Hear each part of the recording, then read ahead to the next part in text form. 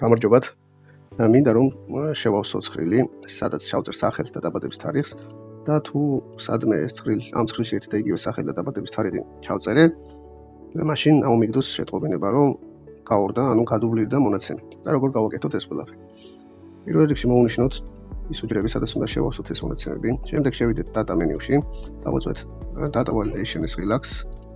გამოვა ფანჯარა, სადაც უნდა ავირჩიოთ custom ღილაკი, custom-ს რო ავირჩიოთ, აი აქ უნდა ჩავწეროთ შემდეგი ფორმულა.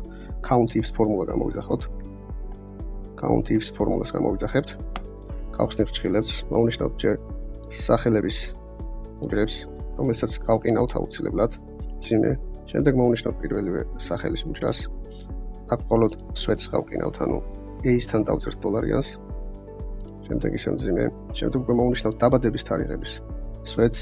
აქაც რა თქმა უნდა გავყინავთ F4 ღილაკის გამოყენებით და დავდგებით დაბადების თარიღის პირველ უჯრაზე და აქაც მხოლოდ ლათინურ ასოსთან B-სთან დავწერთ $-ის ნიშანს, დავხურავთ ჭხილს, ტოლია 1-ს დავწერთ და აქ error-ში დავწეროთ რომ გადუვლირდა მონაცემი.